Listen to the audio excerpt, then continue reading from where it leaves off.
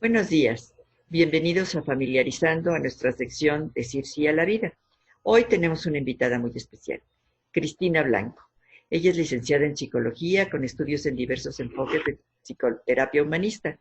Tiene experiencia en atención de adolescentes, en formación de maestros y capacitación de voluntariado, entre otras muchas cosas. Fue presidenta del Comité Aval Ciudadano en el Instituto Estatal de Cancerología del Estado de Guerrero, promoviendo el trato digno a pacientes y familiares. Ha sido coordinadora del voluntariado en Cáritas de la Arquidiócesis de Acapulco y actualmente coordina el equipo de psicólogas voluntarias que prestan servicio de apoyo telefónico durante el COVID. En lo personal, les quiero decir que además de su profesionalismo, tiene una gran sensibilidad humana y una profunda espiritualidad cristiana. Bienvenida a nuestra sección Decir sí a la vida, Cristina. A ver, en Muchas primer lugar, gracias. qué bueno, pues aquí ya te tenemos, Cristina, y en primer lugar, a ver, Gracias. explícanos brevemente, ¿qué es lo que estás haciendo en esta red de apoyo telefónica durante el COVID con sede en Acapulco por parte de Cáritas Acapulco? Cuéntanos un poquito de tu experiencia, de algunas experiencias, cómo se preparan las psicólogas de tu equipo. Sí, Lupita, mira, muchas gracias por la invitación y para comentar a todas las personas que nos están escuchando. Pues en Acapulco tenemos toda una historia importante de dificultad. Sabes que tuvimos una época muy violenta donde se desencadenaron experiencias bastante traumáticas y que prácticamente un gran número, digamos, de la población se vio afectada por estos fenómenos. Si no de manera directa, pero sí en un contexto, viviendo en un contexto de enfrentamientos constantes, de miedos por extorsiones, por amenazas, por diferentes situaciones que descompuso el escenario social en el que estábamos en Acapulco. Esto por muchos años fue así, tuvo una época de crisis intensa realmente. Y derivado de eso, la iglesia no pudo estar inactiva, tenía que dar una respuesta a la población, a los feligreses, a toda la ciudadanía que estaba realmente en situación de vulnerabilidad y en situación de pues orfandad, ¿no? Con estos estrategias que no terminaban de cuajar, y esfuerzos del gobierno, esfuerzos de diferentes instancias, pero que ante el tamaño de la situación que estábamos enfrentando requería la participación de diferentes actores, considerando un actor importante en Acapulco, precisamente la iglesia, a través de el obispo y todos el clero de alguna manera y los laicos comprometidos empezaron a estar haciendo un trabajo enfocado y focalizado para la atención de la emergencia por violencia. Hay una dimensión de la pastoral que es la pastoral social y esa afortunadamente estuvo en ese tiempo encabezada por un sacerdote muy importante en Acapulco que tiene una práctica social y una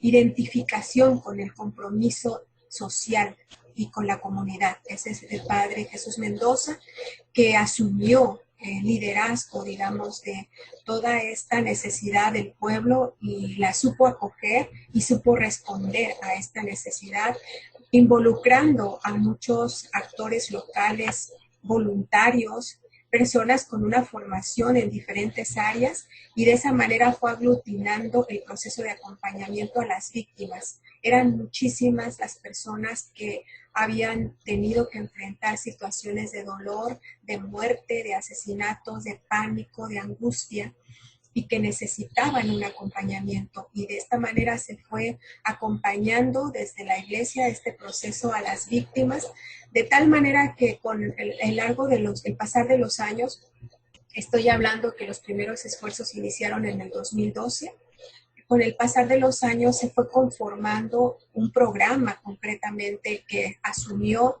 no solamente la pastoral social, sino que se le dio una personalidad a través de Cáritas de la Arquidiócesis de Acapulco y de esa manera se asumió el trabajo del acompañamiento a las víctimas hasta que se pudo lograr recoger toda esta experiencia para sistematizarla y hacer un trabajo metodológico que actualmente se replica en diferentes partes de las diócesis, pero también en otras diócesis, no solamente en México, sino también en otros países. Ese fue un trabajo muy interesante que nos dejó toda la experiencia para que todas estas personas que intervinieron en la emergencia pudieran ahora atender una emergencia diferente, migrar esta emergencia por violencia a la emergencia sanitaria. Entonces, realmente nos dejó una base social con una experiencia que se podía recoger para poder migrarla y poder ahora abarcar la atención a la emergencia por COVID. Y eso es lo que estamos haciendo ahora.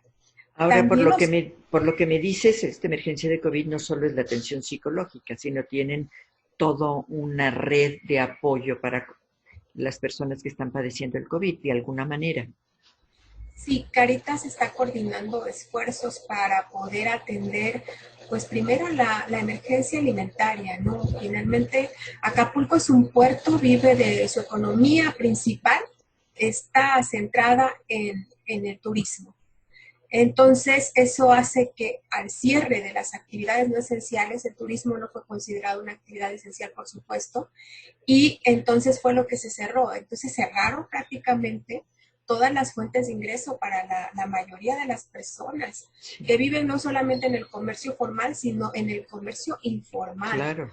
Entonces, eso trajo una crisis desde los primeros meses del distanciamiento social. Entonces había que responder primero a las necesidades alimentarias, considerado que esta es una necesidad básica, la gente necesita sobrevivir y necesita alimentarse, y por lo tanto se activó ayuda para poder abrir comedores. En la primera parte no se abrieron propiamente los comedores, sino que se distribuyeron despensas para que las personas no tuviéramos contacto y pudieran llevarse sus alimentos y ellos prepararlos en casa. Pero posteriormente sí, se reactivaron los comedores y se puso en activación toda esta dinámica de ayudar a las personas con alimentos. Ok, cuéntanos alguna experiencia en tu red de apoyo telefónico, las personas por la ansiedad, por la depresión del COVID. ¿A qué te has enfrentado en esto? Creo que esta experiencia ha sido muy impactante para mí, pero también muy nutricia, ¿no?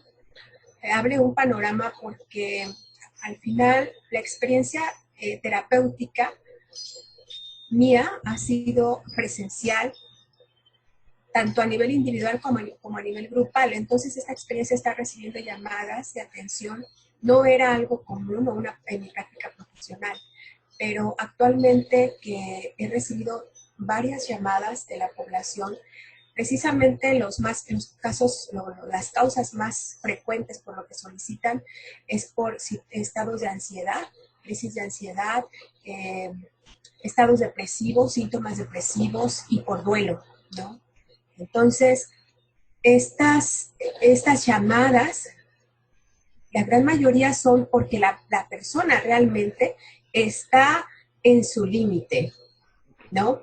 Las personas que llaman es porque ya experimentan que están atrapadas en una situación, que tienen un desgaste y que ya les sobrepasa su capacidad de poder afrontar la situación en la que están viviendo.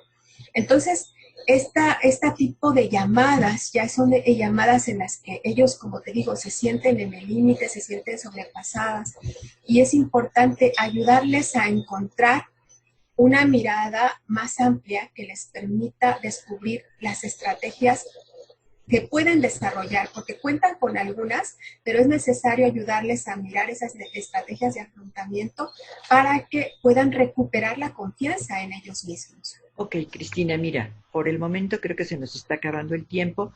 ¿Qué tal si hacemos una segunda parte? Ahorita paramos tantito y volvemos a empezar y nos platicas un poco cómo le están haciendo en este sentido, si te parece, Cristina. Por supuesto.